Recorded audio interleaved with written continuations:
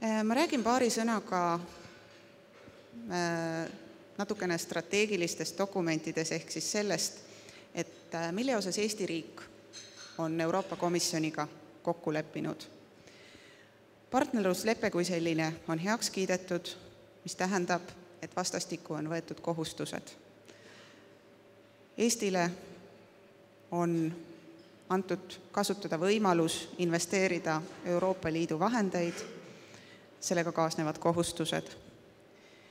Ja kui lihtsustatult öelda, siis see partnerluslepe ongi raamistik, millega siis kaasa arvatud Eesti on võtnud kohustuse aidata kaasa arukale, jätkusuutlikule ja kaasavale majanduskasvule.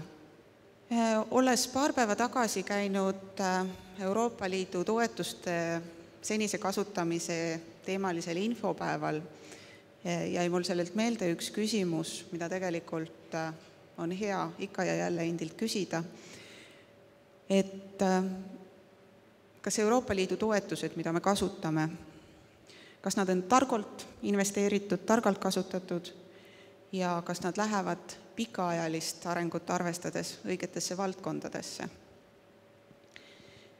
Eesti on läbi aastate, alates aastast 2004 silma paistnud väga hea rahakasutajana võrreldes teiste Euroopa riikidega. Ehk siis, kui Eesti on alati olnud esimese 3–5 riigi seas, siis näiteks tuuakse Rumeeniat näiteks, kes käesolevaks hetkeks on suutnud ära kasutada alla 40% riigile ette nähtud vahenditest. Ehk siis jah, me võime olla selles osas uhked, me suudame seda raha investeerida, me suudame seda raha kasutada.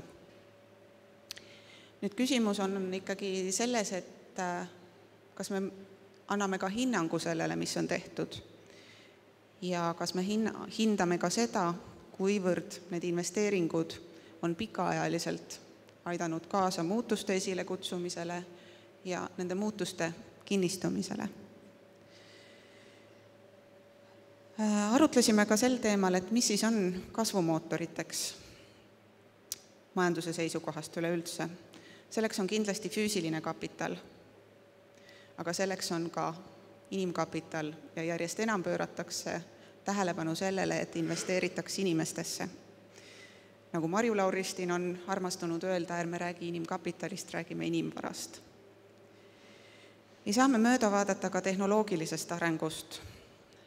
Vajadused muutuvad, uued lahendused pakuvad uusi võimalusi ja seetõttu tuleb pöörata järjest rohkem tähelepanu ka tehnoloogilisele arengule. Haldussuutlikkus. Kuna riigil on väga suur roll arengute suunamisel ja tagasiside andmisel, siis hea haldus on üks võtmesõna, mis võimaldab jällegi kasvu saavutada ja muutusi esile kutsuda ning kinnistada. Ja kindlasti on oluline roll ka institutsioonidel, organisatsioonidel, kes kõik on kaasatud küll plaanide koostamisse kui ka nende elluviimisesse ja samamoodi tulemuste hindamisse.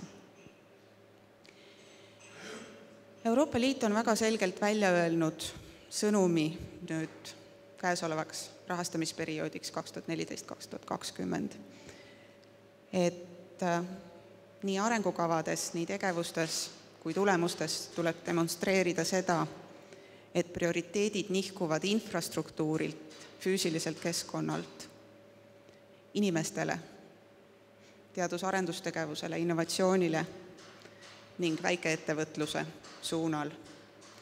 Jah, Eestis on läbi aegade olnud tähelepanu väike keskmise suurusega ettevõtetel, sest see on meie tänane ettevõtlusmaastik. Ja kui me teeme investeeringuid, siis ärme räägime mahust, vaid mõtleme selle kvaliteedi peale.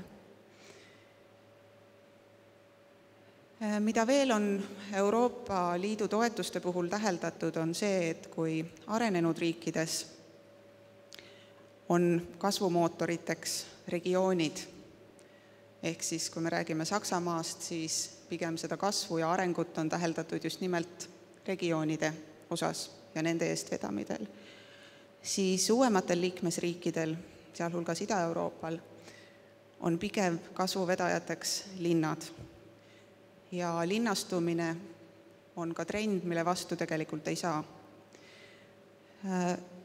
Üks Ida-Euroopa näide, mida ikka esile tuuakse, on Poola ja Varssavi, kes on suutnud eelmise perioodi jooksul jõuda järele juba arenenud Euroopa riikidele oma arengunäitajate poolest, mitte ainult Varssavi linn, vaid terve regioon. Ja jällegi, kui me räägime ja kui me mõtleme toetuste kasutamise peale, siis me peame plaane tegema tagantpoolt ettepoole. Ehk siis mõtleme, mis võib olla see pikaajaline kasu, mida me ühe või teise toetusmeetmega või projektiga soovime saada. Kui me räägime kasust, siis see kasu võib olla mitmepoolne, see võib olla esialgu mitterahaline, see võib olla ka hiljem mitterahaline, aga ta kindlasti peab olema hinnatav ja mõõdetav. Ja üks tähelepanek, mida järjest rohkem rõhutatakse, on see, et tehes investeeringuid, kui valmib mõni objekt, kui sünnib mõni organisatsioon, siis selle loomisega me võtame endale kohustuse edaspidi katta kulusid. Ehk siis lühiajalise investeeringuga kaasnevad pikaajalised püsikulud. Ja nende osas on tendents, et pigem need kasvavad, kui et kahanevad või jäävad samaks. Ehk siis jällegi mõtlemise koht. Kõik otsused, mis me teeme, me peame pikalt tulevikku vaatama. Partnerlusleppes on eraldi välja toodud ka arenguvajadused ja kasvupotentsiaal ning seda lahti seletatud. Ma ei hakkaks siin juures kõike ära kirjeldama, vaid ma räägiksin võib-olla põgusalt ainult kahest, mis puudutavad loomemajandust vägagi otsesel moel ja kusjuures ka partnerlusleppes on loomemajandust, disaini, loovust mainitud. Ehk siis me oleme pildil.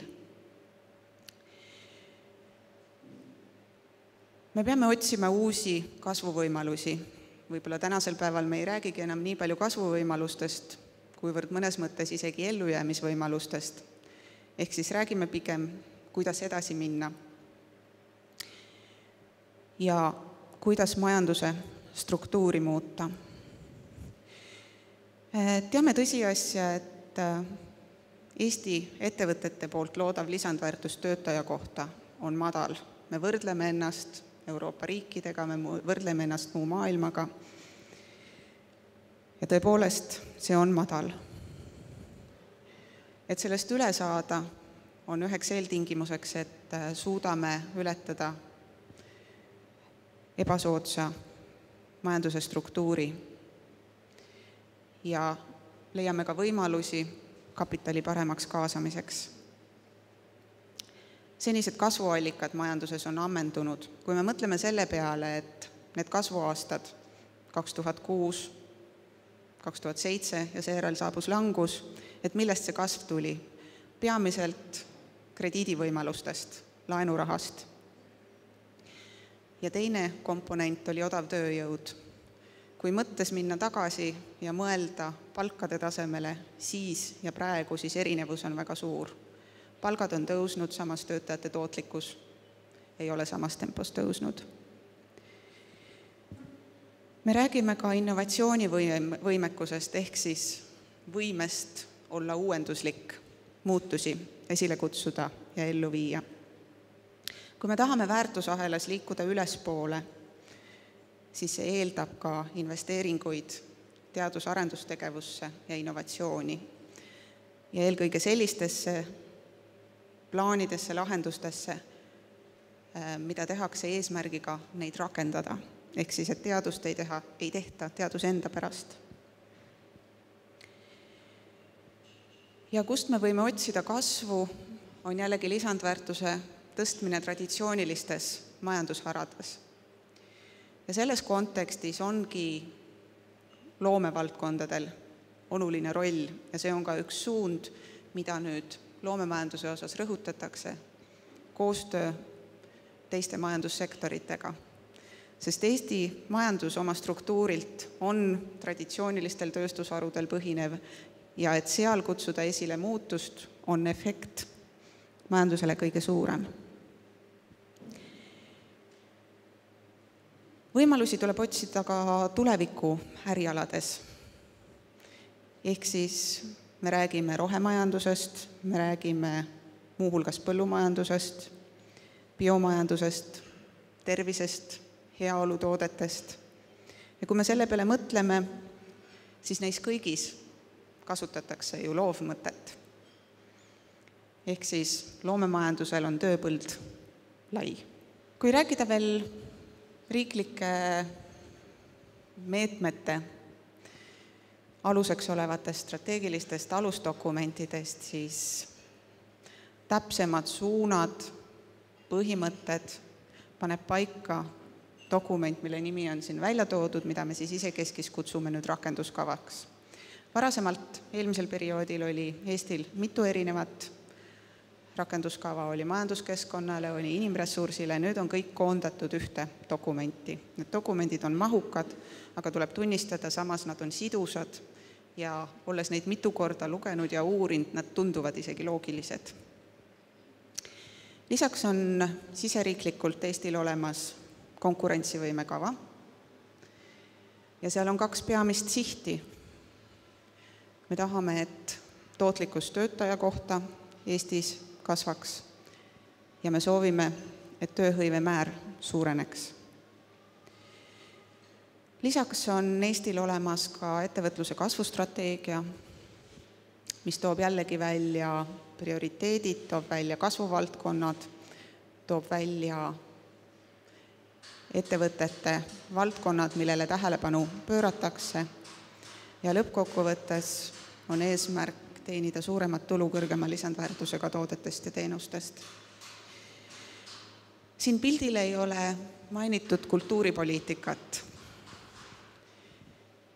Põhjus on selles, et loomemajandus on kajastatud kõik ettevõtluse kontekstis.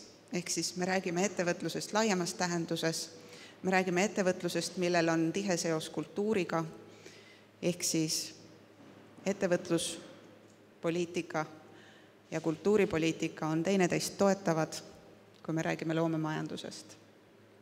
On olemas veel üks mõttepaber, millest me kohe hakkame ka rääkima. Tegemist ei ole riikliku strateegiaga. Tegemist on ühe varakevadise ja suvise mõttetöö viljaga, aga selle loomisel ja selle saamisel on oma põhjus.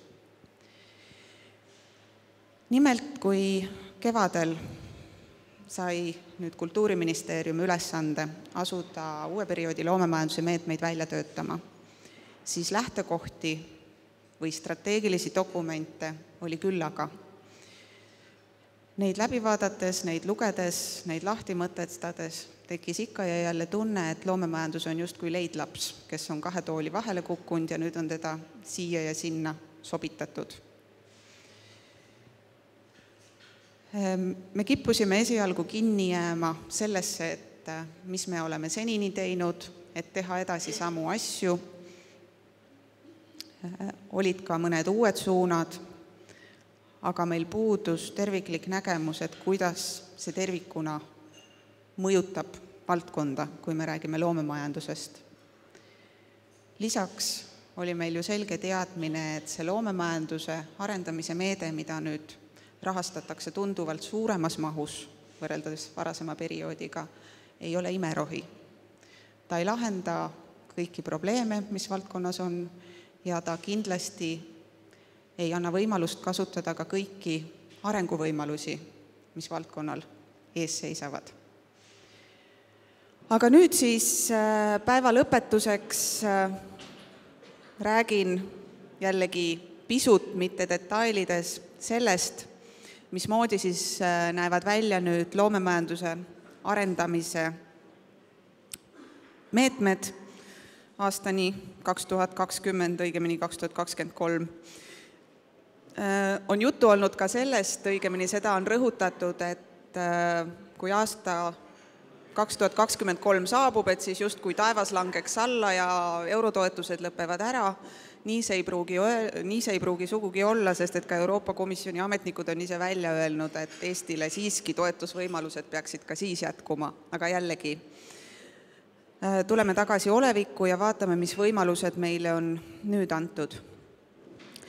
Nagu teada, siis loomemajanduse arendamisega hakati tegelema kusagil aastal 2008, 2009, 2010, kui siis ka avanesid esinemised toetusvõimalused ja toona need lähtekohad meetmete välja töötamiseks tulenesid peamiselt loomemajanduse kaardistusest, mida siis tänaseks on tehtud 3 järjestikusel korral 4-aastase intervalliga ja siin ma tõin siis ka välja kaardistuste põhjal, mis olid need lähtekohad ja mis on siis nende erinevus.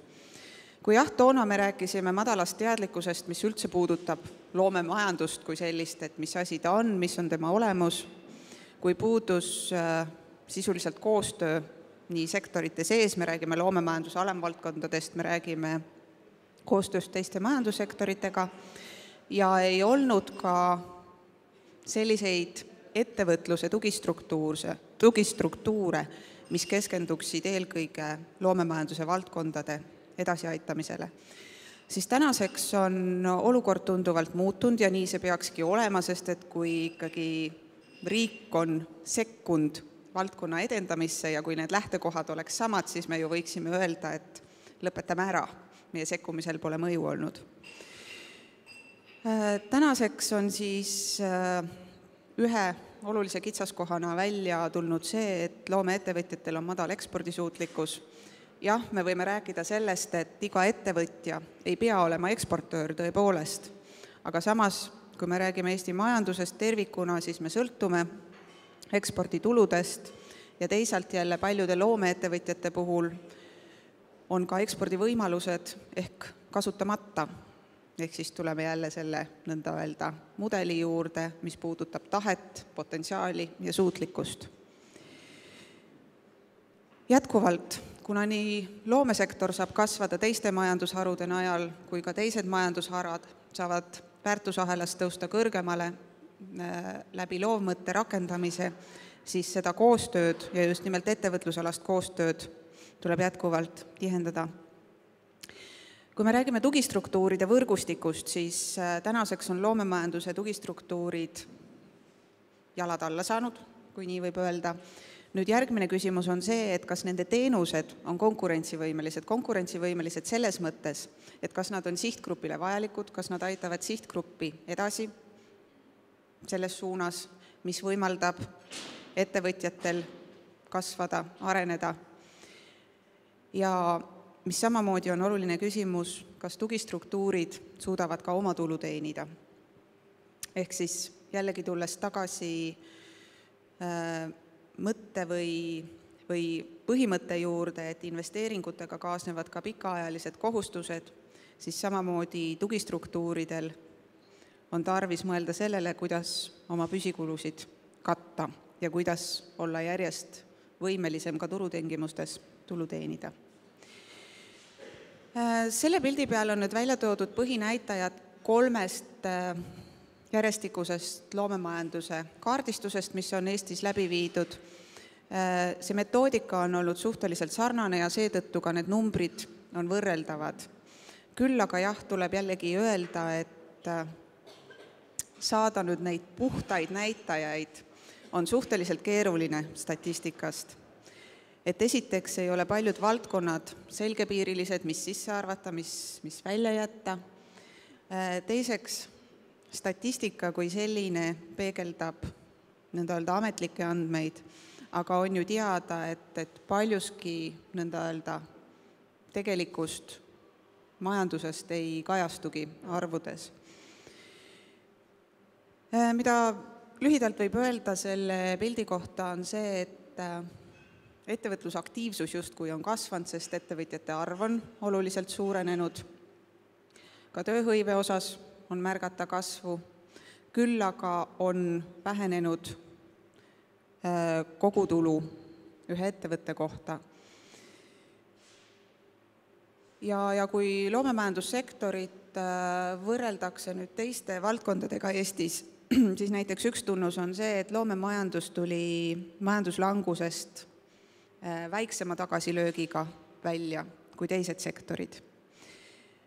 Me ei hakka Eesti loomemajandust võrdlema teiste riikide omaga selliste näitajate põhjal nagu SKP, sellepärast et loomemajanduse määratlus on riigiti ja piirkonniti nõnda erinev, et need numbrid ei oleks omavahel võrreldavad.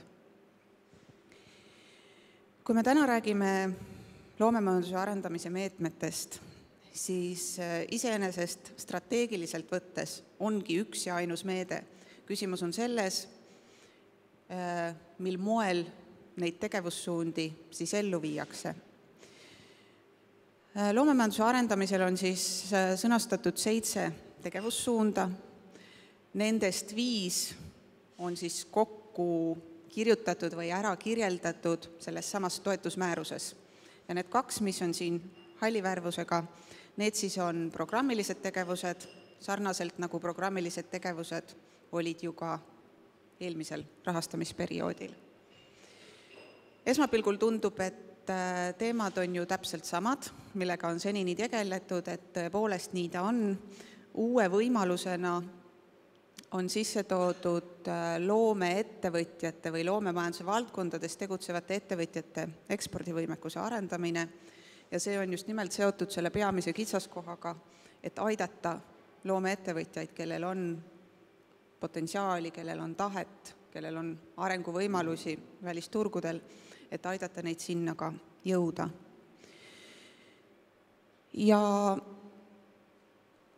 Ja samuti siis pööratakse tähelepanu ühisprojektidele, valdkondade sidustamisele. Kuidas on sõnastatud siis eesmärk, mille poole pürgida ja tegelikult millega kooskõlas peab olema iga üksik projekt?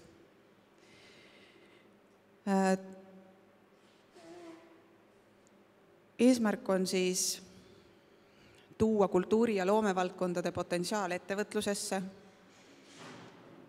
et seeläbi tekiks ka uute või uudsete ärimudelitega ambitsioonikaid ettevõtteid, kes tahavad jõuda kaugemale kui ainult kohalik turg.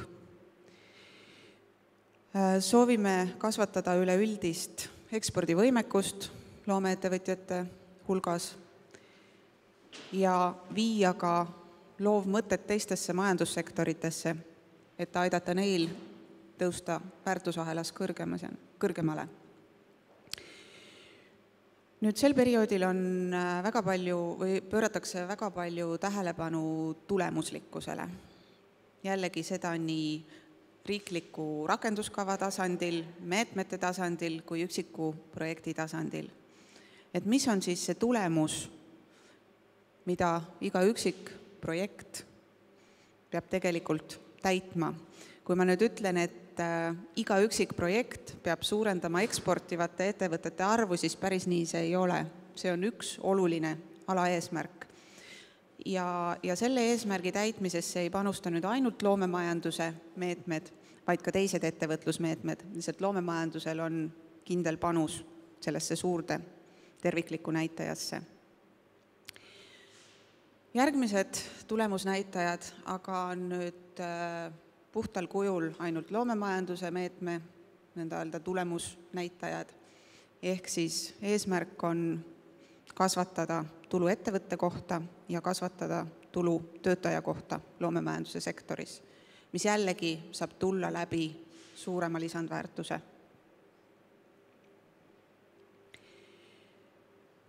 Keda siis selle meetmega adresseeritakse? Et siinjuures tuleb silmas pidada, et see meetme sihtgrupp või toetuste sihtgrupp ei ole alati võrdne toetuse küsijate või toetuse kasutajatega.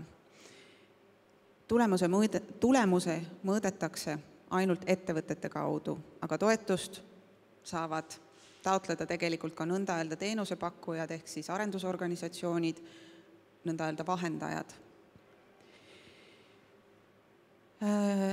Eraldi sihtgrupina oleme välja toonud alustavad ettevõtjad ja seepärast ma palusin ka Arengufondist Marisid natukene rääkima startup ökosüsteemist, et paremini mõista, millised on siis riigi ootused alustavatele ettevõtjatele. Aga jällegi rõhutan siin, et ei keskenduta ainult startup ettevõtetele, vaid pigem ka loomemajanduse sektoris alustavate ettevõtjate toetamisel peaks olema järgitud samu põhimõtteid või samu loogikat, et ka loomemajanduse tugistruktuurid sobituksid alustavate ettevõtjate nõnda öelda ökosüsteemi. Ekspordivõimekust edendatakse eelkõige sellise sihtgrupi osas, kes siis kvalifitseeruvad nõnda öelda kasvuettevõtjateks. See definitsioon tuleb ettevõtluse kasvustrateegiast, aga jällegi ei ole välistatud ka sellised ettevõtjad, kes ei täida neid konkreetseid kriteeriume. Lihtsalt eraldi fookus on potentsiaaliga kasvuettevõtjatel. Ja kindlasti on sihtgrupiks siis ka mitteloomeettevõtjad ehk siis teised majandusvaldkonnad ja tegevusvaldkonnad, kes siis rakendavad loovmõtet, loomemajanduse teenuseid ja seeläbi mõju avaldub läbi nende tulemuste. Laiem avalikkus, ettevõtluses tugistruktuurid ja samamoodi ettevõtjad on sihtgrupiks teadlikkuse tegevuste puhul, aga nendest me täna ei räägi, sest et need on programmilised tegevused ja seda meetmemäärust ei puuduta, millest täna jutt käib. Mida siis toetatakse tegevuste mõttes? Need tegevused ei ole ülidetailselt meetmemääruses lahti kirjutatud ja seda eelkõige põhjusel, et me anname ette tegevussuunad, millises suunas tegutsedes on võimalik oodatavaid tulemusi saavutada. See, kuidas üks või teine asjaosaline täpsemalt oma projektid või tegevuskavad üles ehitab, on juba nende endi otsustada. Ehk siis jällegi ütlen siin, et riik ei ütle omalt poolt täpselt ette, kuhu minna, kuidas minna, kellega minna. Riik annab konkreetse sõnumi, et oodatakse tulemust. Jätkatakse inkubatsiooniteenuste toetamist ja inkubatsiooniteenuste puhul nüüd tegelikult seda klassikalist inkubatsiooniteenust on laiendatud, mis tähendab seda, et on võimalik rakendada ka kiirendeid. Ehk siis kiirendi põhimõttel aidata kaasa ettevõtjate kasvule, kvalifitseerub ka selles meetmes toetatavaks. Jätkame piirkondlike ja valdkondlike arenduskeskuste kaudu loomeettevõtjate toetamist. Jällegi eraldi suund on ekspordivõimekuse suurendamisel, koostöö soodustamine ja koostöö just ka teiste majandussektoritega. Kolmas suund on nüüd puhtalt suunatud loomeettevõtjatele, üksikettevõtjatele. Sest varasematel aastatel on olnud ikka ja jälle jutuks see, et loomemajanduse valdkondades tegutsevad ettevõtjad ei ole suutnud ületada seda nõnda öelda künnist, et olla konkurentsivõimelised teistes ettevõtlusmeetmetes toetuste taotlemisel ja saamisel. Tõsi ta on, et enamik tõepoolest ei ole, aga siiski on ka häid näiteid, kes on saanud eksporditoetusi, neid kasutanud, aga nüüd on eraldi loomemajanduse meetme raames välja toodud eraldi tegevussuund ja seeläbi antud ka sõnum, et ekspordisuunalisi tegevusi, õigemini ekspordivõimekust suurendavaid tegevusi soovib riik toetada. Siis, mida kujutab endast valdkondlike ja sektorite üleste koostööprojektide algatamine ja elluviimine. Siin tooksin lihtsalt märksõnana näite, et kas või innovatsiooniosaku põhimõttel rakendatav nõnda öelda disainiosak. Ehk siis pakkumise ja nõudluse pool saavad omavahel kokku, tegemist on väike projektiga, võib-olla esmase kogemusega ja toetuse abil siis maandatakse neid riske, mis kaasnevad võib-olla alles edasiste koostöövõimaluste otsimisega. Ja nüüd on see jällegi eraldi võimalusena loomemajanduse meetmes välja toodud. Aga jällegi siin me ei kitsenda, et see võib ainult olla nõnda öelda disainiosak. Mis iganes ideed, vajadused valdkondadest tulevad, neid kõiki hinnatakse. Kui eelmisel perioodil investeeringutoetusi loomemajanduses ei olnud, siis nüüd on teatud summad selleks jälle ette nähtud, need summad ei ole suured, aga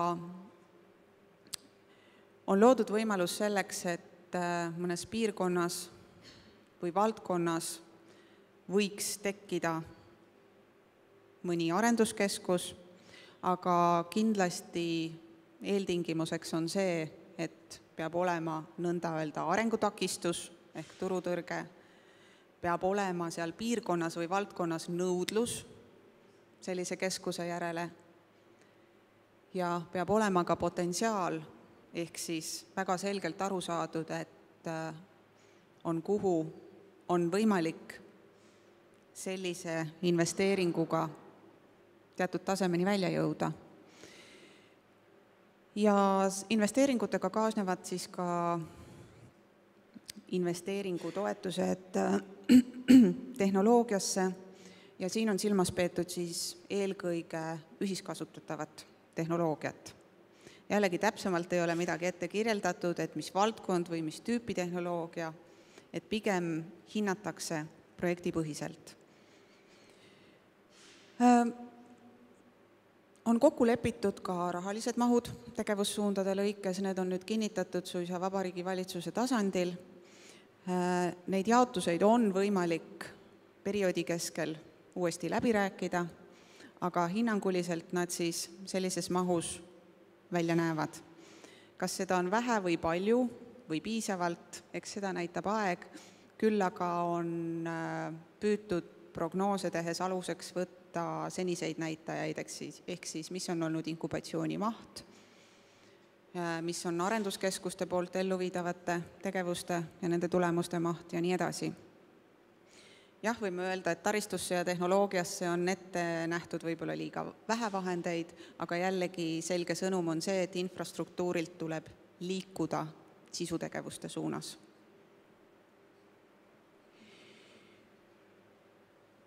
Toetuse piirmäärad, see on jälle oluline ja huvipakkuv teema. Jällegi need summad on tekkinud hinnanguliste arvutuste põhjal. Ma tõin eraldi välja ka projekti kogumaksumuse, ehk siis sageli me räägime ainult toetusest, et kui palju toetust on võimalik saada. Aga tegelikult ju toetuse vajadus peab tulenema sellest, millises mahus on vaja ühte või teist ideed, õigemini kui suurt mahtu rahalisi vahendeid nõuab ühe või teise idee teostamine. Ehk siis seetõttu tuleb alustada ikkagi hinnangust, et kui palju on selle ettevõtmise või projekti kogumaksumus ja siis vaadata, kui palju on võimalik sellele toetust saada konkreetsest meetmest. Ütlen siinjuures ära ka selle, et need toetuse määrad on siin toodud nõnda öelda lihtsustatud kujul või sellised kõige üldisemad. Seekordne meetme määrus on natukene keerulisem võrreldes eelmisega selle poolest, et me jätame võimaluse kasutada erinevaid riigiabiliike. Ehk siis selle meetme raames antakse riigiabi, mille andmisega kaasnevad väga kindlad ja järgimist vajavad reeglid ja seetõttu ei ole võib-olla see toetuse määr, mis siin välja on toodud, et esmapilgul jah, võib sellega arvestada, aga eelhindamise käigus võib selguda, et konkreetsel taotlejal ei ole võimalik seda abiliiki kasutada, et siis juba saab otsida võimalusi, et rakendada mõnda teist abiliiki. ja ei ole välistatud, et investeeringuprojektide puhul tuleb luba küsida suisa Euroopa Komisjonilt, ehk siis toimub eriloa alusel toetuse andmine, aga see on kõige äärmuslikum juhtum. Projektide kestvused on ka erineva pikkusega, jällegi tuginedes kogemusele, mis puudutab EAS-i poolt rakendatud ekspordi arendamise meetmeid, siis ühe ekspordialase mitte väga mahuka projekti kavandamine aastaks on mõistlik periood, ehk siis sihid seatakse lühiajalised, pigem neid sihte on vähem, oodatavaid tulemusi on ka, ütleme, erinevate näitajate mõttes vähem, aga keskendutakse siis nende saavutamisele.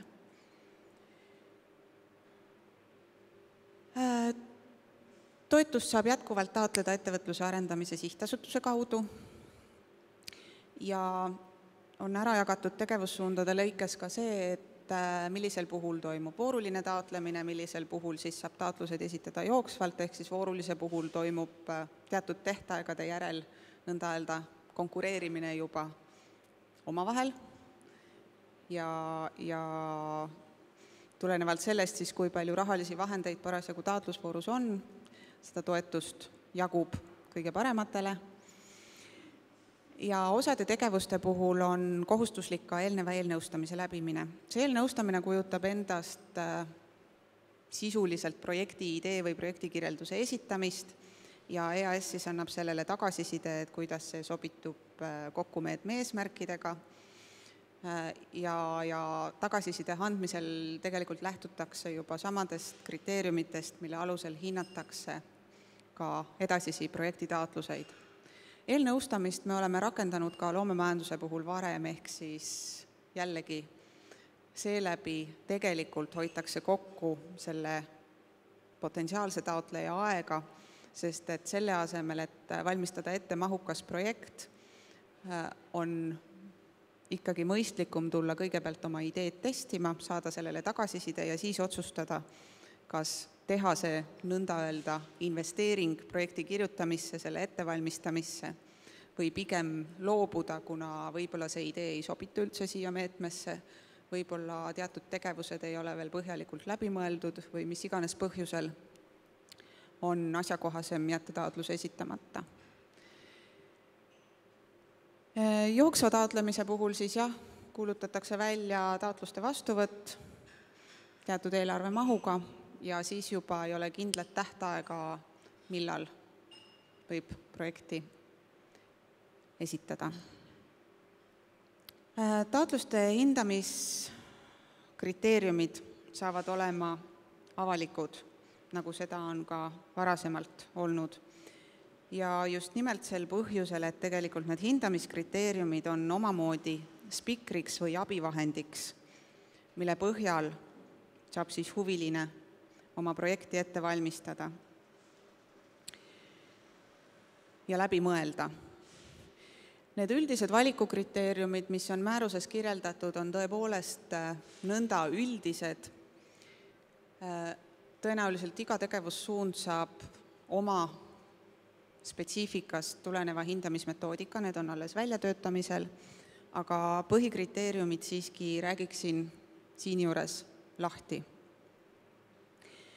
Ehk siis, mida hinnatakse siis, kui on tarvis anda hinnang sellele, kuidas projekt mõjub meetme eesmärkide saavutamisele. Siin esimene samm on kooskõla hindamine. Et kas see projekti sisu, need tegevused panustavad sellesse eesmärki, mida see meede tervikuna peab täitma. Vaadatakse ka seda, milline on oodatavate tulemuste ulatus, ehk siis kuivõrd mõjus on see projekt. Ja lisaks hinnatakse ka seda, et kas need projekti tulemused või ütleme, see efekt on pikaajaline, ehk siis kas see jätkub ka pärast seda, kui projekt on lõppenud või pigem niipea, kui lõpeb projekti rahastus, niipea lõpeb ka see kasu või efekt. Mida projekti põhjendatuse all hinnatakse? Siin vaadatakse, kas projekti eesmärgipüstitus on põhjendatud ja kuidas ta on põhjendatud, kas on olemas probleem või kitsaskoht, mis vajab lahendamist, või milline on see kasutamata arenguvõimalus. Seejärel hinnatakse ka seda, et kuivõrd selge on projekti sekkumisloogika. Ehk siis kas tegevused, mida ellu viiakse, võimaldavad oodatavaid tulemusi saavutada ja kas ka tegevuste maht ja kaasatud kasusaajate hulk on omavahel loogilises seoses. Siin hinnatakse ka sidusust, tegevuste sidusust projekti eesmärkidega ja ka tegevuskava, ajakava realistlikkust. Projekti kuluefektiivsus. Kuluefektiivsus on lai mõiste, aga lihtsustatult jällegi, kas need tegevused ja lahendused, millega soovitakse midagi saavutada, on läbimõeldud ja just nimelt kuluefektiivsuse koha pealt. Kas planeeritud eelarve on realistlik ja mõistlik, ehk siis kas raha on ühest küljest piisavalt ja teisest küljest, kas vahendeid kasutatakse säästlikult. Hinnatakse ka erinevaid kululiike või kulutusi, mida projekti raames tehakse ja iseenesest kuluefektiivsuse osas vaadatakse ka või mõeldakse ka sellele, et kas sellel taotlejal on vahendeid ja millised need on, katmaks täiendavaid püsikulusid, mis selle projektiga võivad kaasneda. Sest jällegi ei saa eeldada, et ühe projekti elluviimine ja sellega kaasnevad kulud on kõik ühe projekti raames kaetud ja kõik on toetatavad. Et alati tuleb arvestada ka selliste kuludega, mis kaasnevad projekti elluviimisega, aga mida siis meetme raames ei toetada. Ja suutlikkus, ehk siis võimekus, millest täna nõnda palju juttu on olnud. Ehk siis jällegi siin vaadatakse, kes on selle projekti elluviija, mitte niivõrd institutsionaalses mõttes, kuivõrd meeskonna mõttes. Ja meeskond võib moodustuda organisatsiooni esindajatest, meeskond võib olla ühe organisatsiooni sees moodustatud isikutest, milline on nende kompetents, ehk siis teadmised, oskused, kogemused, kas need toetavad nende tegevuste elluviimist, eesmärkide saavutamist või mitte. Kas see meeskond on jätkusuutlik, jällegi minnes tagasi ajalukku, vaadates tulevikku, et jätkusuutlikkus just nimelt tulemuste saavutamise ja tulemuste jätkumise kontekstis.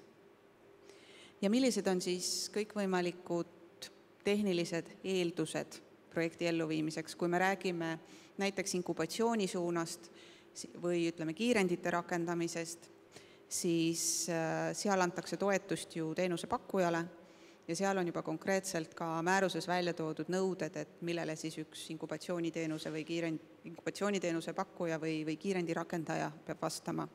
Ehk siis, mis on need eeldused, mis peavad olema täidetud. Põgusalt mainin ära ka siis need tegevused, mis jäävad Kultuuriministeeriumi poolt rakendatavaks, ehk siis need programmilised tegevused, mis ei tähenda, et ministeerium ise hakkab kõike ellu viima, pigem me otsime partnereid, genereerime koos osapooltega tegevustele lähteülesandeid, ehk siis see on nüüd see riiklik tasand, kus tõesti riik sekkub ja näitab suuna kätte, millise arendustegevusega peaks tegelema selleks, et siis oodatavaid eesmärke täita. Siia alla kuuluvad teadlikkuse tegevused ja ka mahukad valdkondade ja sektorite ülesed pikaajalised arendus- ja koostööprojektid. Et jällegi asi algab kvaliteetsest lähteülesandest ja see saab sündida ainult koostöös sihtgrupiga, kelle heaks neid tegevusi tehakse. Tingimused siis pannakse kirja käskkirja vormis nagu varasemaltki ja selle dokumendi väljatöötamine nüüd algab lähikuudel. Ja ka siin on välja toodud siis programmiliste tegevuste maht. Ajakavast. Et siis nende meetmetingimuste väljatöötamine algas juba aprillis-mais, nagu jutuks oli, jõudsime äratundmiseni, et kõigepealt võiks suurema pildi selgeks teha, enne kui detailid paika paneme, tegelesime vahepeal loomemajanduse arengukontseptsiooniga. Siis kontseptsiooni oleme põhipunktide osas tutvustanud sihtgrupile ja partneritele. Määruse eelnõu valmis siis nüüd septembriks. Oleme saanud sellele esmase tagasiside Rahandusministeeriumilt, ehk siis kindluse mõttes, et me oleme ikkagi õiges suunas ja õigel moel püüdnud asju kirjeldada. Ja sisuliselt tänasel päeval siis algas see nõnda öelda avalik konsultatsioon, mis tähendab ka seda, et dokumendid, ma räägin mitmuses, kindlasti tuleb vaadata koos seda meetmemäärust, mis on ikkagi väga lühike, lakooniline, konkreetne, tuleb vaadata teda koos seletuskirjaga, kus on tingimuste kontekst avatud. Ja edasi on kõik toimingud, mis tuleb enne ära teha selleks, et see määrus saaks ministri poolt allkirja, et see määrus jõustuks, et me saaksime esimesed taotlusvoorud avada. See, et esimene taotlusvoor avaneks juba detsembri lõpus, on optimistlik prognoos, aga selle nimel me kõik ka töötame. Esmajärjekorras avanevad taotlusvoorud inkubatsioonile, arenduskeskustele ja eksporditoetuste taotlemise võimalus üksikettevõtjatele. Et see on praegune ajakava. Programmiliste tegevustega tõenäoliselt saame alustada järgmise aasta esimese kvartali lõpupoole. Et ajakava on enam-vähem selline. Palju tööd on veel ära teha selleks, et saaks taotlemise avada. Aga minu poolt selle meetmemääruse kohta hetkel kõik. Dokumendid ise on avalikkusele nüüd kättesaadavad või ma ei ole Kultuuriministeeriumi veebilehte nüüd paari viimase tunni jooksul külastanud, aga selle kaudu on nad kättesaadavad, nendega on võimalik tutvuda ja me ootame ka tagasisidet dokumentidele.